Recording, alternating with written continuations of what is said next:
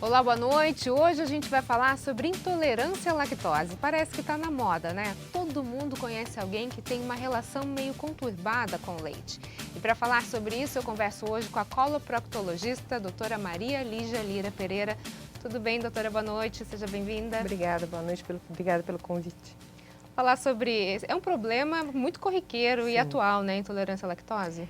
Na realidade atual, porque de uns tempos para cá é que a gente começou, mesmo no meio médico, a estudar um pouco mais essa deficiência, que é uma coisa evolutiva e que já existe há muito tempo e antes não era diagnosticada com a frequência que a gente tem hoje.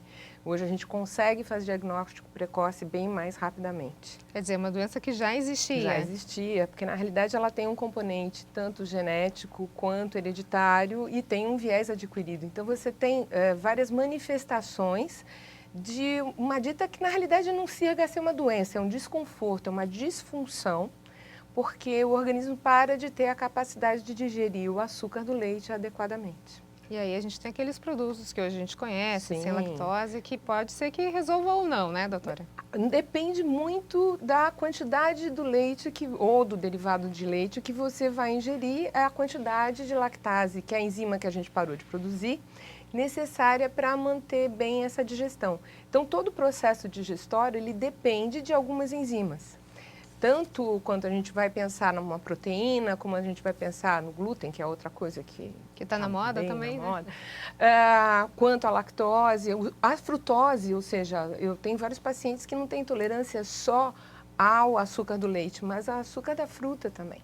Então, a dificuldade, na realidade, é isso. Não é uma alergia, é a dificuldade de digerir alguns alimentos. E isso, às vezes, isso é muito frequente, gente que nunca tive problema e depois de alguma diarreia infecciosa ou algum processo viral, ou uso de antibiótico por conta de um processo dentário, uma gengivite ou uma infecção urinária, toma um antibiótico que vai alterar a tua microbiota, que está habituada a lidar com aquele tipo de alimento. Ele vai ser selecionado por conta do uso do antibiótico e é uma dificuldade na produção da lactase, que é a tal da enzima que digere o leite. Agora, você falou que hoje o diagnóstico ele está muito mais preciso e fácil. Agora, o leite também que a gente bebe hoje não é o leite que a gente bebia há 30 anos atrás. Será que não é esses dois componentes que têm feito, de repente, esse aumento no número de casos de pessoas intolerantes à lactose aumentar tanto assim? Na realidade, existe um estudo internacional que foi feito populacional. Então, você vê que o pessoal da Ásia, tá? Tanto os chineses, os japoneses, quase 95% da população desenvolve intolerância à lactose a partir dos 18 anos, porque é um componente hereditário, é regional, é daquela população, é étnico. Quando você vai já para a Europa, mais norte europeu, Noruega, Suécia, Dinamarca, eles praticamente não têm intolerantes. Aparentemente, há uma adaptação regional. Tanto que você olha para o tipo de culinária que a gente tem oriental, você praticamente não vê leite. Tem leite. Porque todos eles são intolerantes já... Mas tem peixe adoidado. Sim, sem dúvida alguma. Mas raramente você vê mesmo essa cultura do doce ou a cultura do leite condensado, que é algo que foi pós-guerra. Então, não é que houve um boom, é que houve um acesso maior ao leite condensado, ao uso frequente do leite, a uma mudança realmente na gastronomia, no dia a dia do alimento do brasileiro, que deixou muito de ser o feijão com arroz, com a carninha, os legumes e os doces de vó que a gente estava mais habituado, que era o doce de abóbora, um doce de figo, o doce da fruta. E o acesso fácil ao leite condensado só fez manifestar algo que já estava ali, que na realidade já estava presente. Agora a gente vê, por exemplo, a gente está falando da culinária nórdica, né? A questão da Itália, por exemplo, que tem, só se fala, né, em queijo, pizza, não tem como você pensar numa comida italiana sem ter a presença de leite. Mas eles já têm uma quantidade menor. Lá são 30% a 40% só da população que vai desenvolver a intolerância em algum momento. É diferente. Como o Brasil, ele é um país miscigenado, a gente tem múltiplas etnias e, na realidade, a nossa carga genética, ela deixou de ser uma carga pura. Direta do europeu, ou direto do nosso índio, ou direto do negro. Não existe isso. Mas a gente tem uma população miscigenada e que realmente você tem algumas diferenças. Como essa doença ela pode e muitas vezes é hereditária, então vai depender da tua carga genética. E ainda não existe nenhum teste específico para definir, por exemplo, se a criança vai ou não desenvolver esse tipo Isso antes. Exatamente. Agora, como é que fica a questão do cálcio? A gente está falando de crianças, porque todo mundo, quando fala de cálcio, liga geralmente ao leite, né? A ingestão do leite. O cálcio, sem dúvida nenhuma, o leite é um dos melhores alimentos em termos de aporte a cálcio. Mas a gente tem cálcio presente em todas as verduras verdes escuras. O grande diferencial é conseguir que uma criança se adapte. Coma leite e coma uma verdura dessa. Comeu brócolis. Então, que delícia. Mas isso é muito da casa, eu acho. Isso tem a ver com a parte todinha, o componente social. Se a gente passa a modificar o horário da refeição e trazer aquela coisa tradicional do desligar a televisão, não usar nada de mídia durante a hora da refeição, usar essa hora para um convívio familiar e integrar a criança, que inicialmente pode ficar um pouco mais reticente em não aceitar esse tipo de alimento, mas se ele vê pai e mãe comendo os seus legumes, as suas verduras, com certeza vai ser mais fácil dela adquirir esse hábito também. Agora, infelizmente, a gente vive um mundo fast food, a gente vive um mundo que as pessoas querem praticidade e alimentos prontos e rápidos. E aí, infelizmente, nas nossas prateleiras de supermercado, o leite está muito presente. Agora vamos só dar uma força aqui para os nossos telespectadores que não comem brócolis. O que além do brócolis, tem alguma outra coisa que a gente poderia substituir para trazer esse cálcio? Aí vai ter que ser suplemento realmente. Exatamente.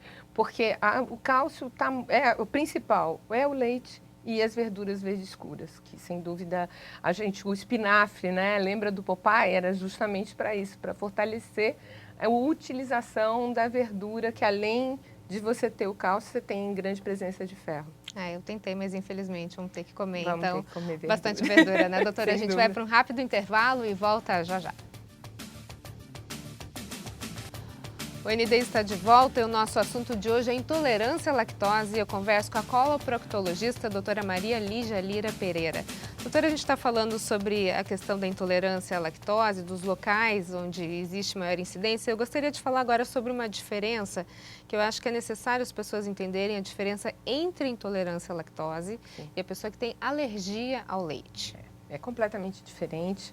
É muito mais grave a alergia real ao leite, porque como toda e qualquer alergia, ela vai sensibilizando e pode, inclusive, gerar anafilaxia, que é um quadro gravíssimo e pode gerar até uma parada. Então, na realidade, uma parada cardíaca. Sim, como qualquer alergia, se você vai sensibilizando, você chega ao máximo de poder ter um choque anafilático.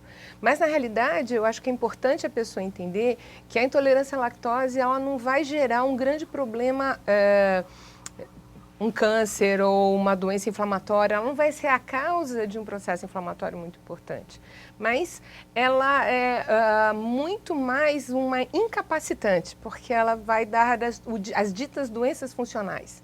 Então, a dificuldade de digestão vai fazer com que essa paciente fique distendido, nauseado, pode ou não ter diarreia, a produção de gases é excessiva e as pessoas muitas vezes ficam com um pouco de receio de assumir que estão com gases e com dor, mas a dor da fermentação, a dor da distensão com a cólica é muito grande, pode simular inclusive infarto. A pessoa acha que está infartando. É muito forte. Porque é uma da dor que é realmente grande. Então, em termos de sintoma, em termos de qualidade de vida, a hora que você faz o diagnóstico e realmente compreende que a gente deve se alimentar daquilo que faz bem para a gente, eu costumo muito brincar com os meus pacientes e falar o seguinte: se você tem um avião, você tem que colocar diesel.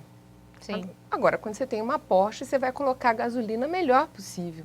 Então, para cada tipo de máquina, você tem um combustível. E é essa consciência que é importante. A gente olhar para o alimento como um nutriente. Algo que vai agregar e vai me dar condição... Tem que ser seu aliado, né? Exatamente. É a mesma coisa de um diabético negociar, às vezes, com a gente que quer um docinho.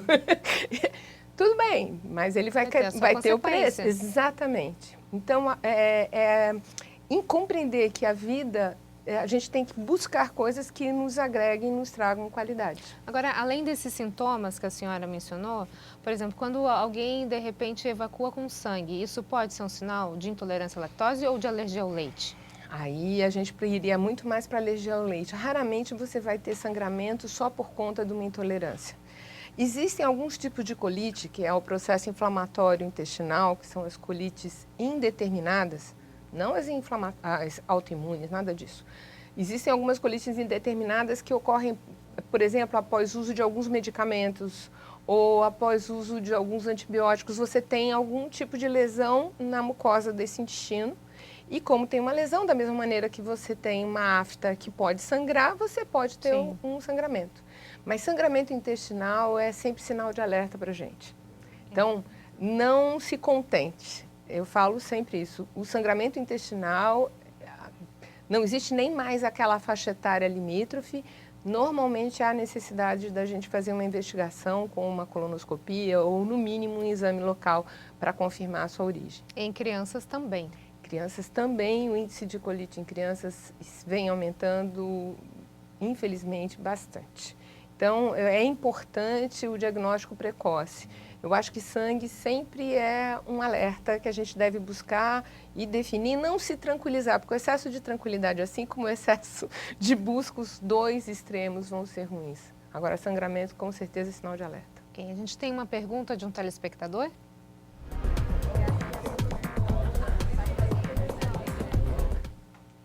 Olá, doutora Lígia. Meu nome é Andréia. Eu gostaria de saber da senhora se intolerância à lactose tem cura. Bom, Andréia, na realidade, a intolerância de lactose ela vai depender muito do tipo da intolerância que foi adquirida ou não.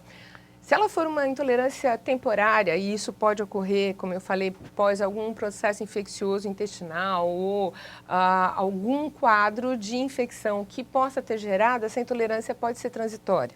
Eu já tive uma paciente que ela fez, mas aí ela foi perfeita, ela fez 1 ano de dieta sem nada lácteo, que é importante a gente lembrar que não é só o leite.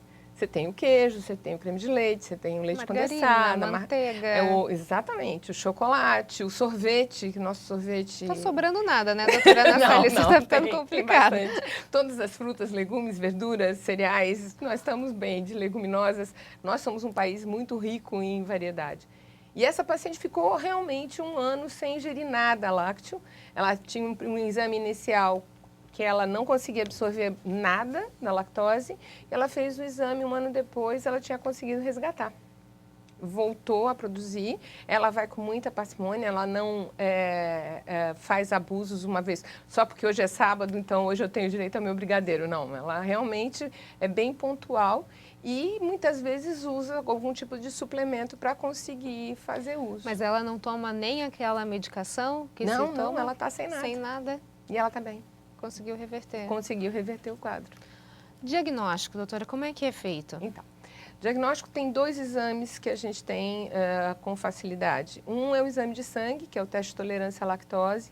Esse exame é feito em laboratório, o paciente vai em jejum, ele fica, é um exame de sangue, então ele fica colhendo sangue a cada 15, 20 minutos, depois de ingerir uma quantidade de lactose grande, que é uma maneira indireta no sangue de você dosar se aquela quantidade de açúcar ingerido gerou uma alteração na glicemia de base do paciente. Normalmente, se você não tem intolerância, a hora que você ingere aquela lactose, a tua glicemia vai subir. Tem que subir no mínimo de 20 a 30 dentro da glicemia basal. Se não há essa alteração, ou seja, nas dosagens que você faz após a ingesta, você consegue confirmar que esse paciente não conseguiu absorver totalmente. Agora, ele vai ter os sintomas que ele teria como se ele tivesse ingerido leite. Exatamente. Tem que se preparar, então. Sim. A pessoa que vai tem que se preparar e também se preparar para ficar as 2 horas, mais ou menos em média, no laboratório. E existe o outro exame que é o do hidrogênio inspirado. É um teste que se faz também com preparo prévio, só que esse é um preparo um pouco mais radical. Essa paciente tem que ficar, eu acho que 1 semana, em média, sem usar nada lácteo, nada. e nem usar antibiótico. Tem uma lista de restrições que podem dar algum tipo de interferência. E depois ele vai, depois de tomar a lactose, ele sopra num tubo e pelo ar expirado a gente dosa hidrogênio. O interessante desse teste é que também dá para ver a intolerância, não só à lactose, mas à frutose também. Então já resolve os exatamente, dois problemas. os dois. Os sintomas que se manifestam de quem tem intolerância à lactose em adultos e crianças é o mesmo? É diferente nos dois. Então, você pode ter algumas manifestações diferentes. Você pode ter desde sintomas altos, de dispéptico, ou seja, azia, o refluxo, tão famoso refluxo, a distensão, a formação de gases, até a diarreia.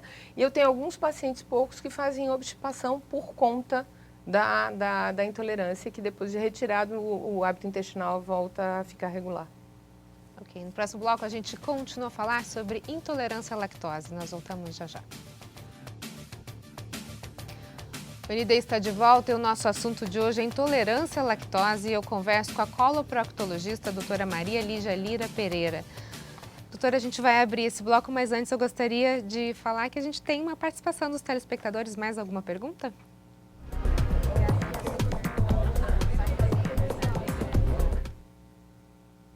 Boa noite, doutora Lígia, tudo bem? Meu nome é Luiz. Eu gostaria de saber, a intolerância à lactose é hereditária? Boa noite, Luiz. Então, como eu já cheguei a comentar algumas coisas aqui. A hereditariedade existe, não é em todos, mas existe sim, e é uma potencialidade maior. Então, os pais que têm essa intolerância devem dar uma olhada especial nos seus filhos e já ir treinando eles para alimentos diferentes um pouco, mas isso é na hora. Você não consegue, às vezes, identificar logo que nasce. Essa intolerância raramente é ao leite materno, é muito raro. É mais frequente na hora que você faz a transição para o leite fórmula ou para o leite mesmo que a gente está habituado, o Tetra Pak, que a gente acaba utilizando. Agora, uma mãe, doutora, por exemplo, que esteja amamentando, e ela tem intolerância à lactose, mas ela tome leite normal, sem lactose, enquanto ela está amamentando. Ela pode passar alguma coisa para o filho no momento da amamentação? Não é no momento da amamentação. Isso é como hereditário, é na concepção que você vai ter essa predisposição genética ou não a desenvolvimento dessa intolerância, dessa dificuldade de produção da lactase, que é a enzima. Então, a amamentação, o ato de amamentar em si, pelo amor de Deus, de jeito nenhum isso não vai alterar.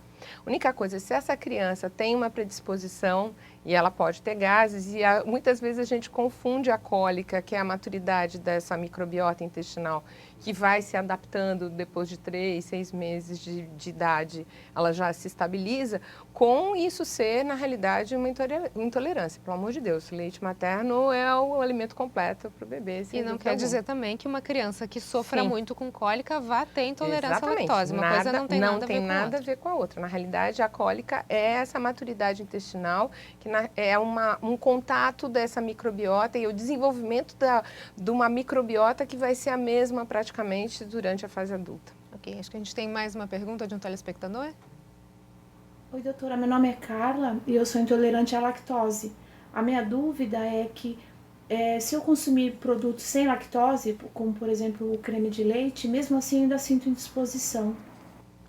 Então, é muito frequente, uma excelente pergunta dela, porque a gente vê isso, a pessoa faz o diagnóstico e passa a consumir todos os alimentos sem lactose que existem no mercado. Nós não temos uma certificação real de todos os alimentos ditos sem lactose para quantificar o quanto realmente foi colocado de enzima.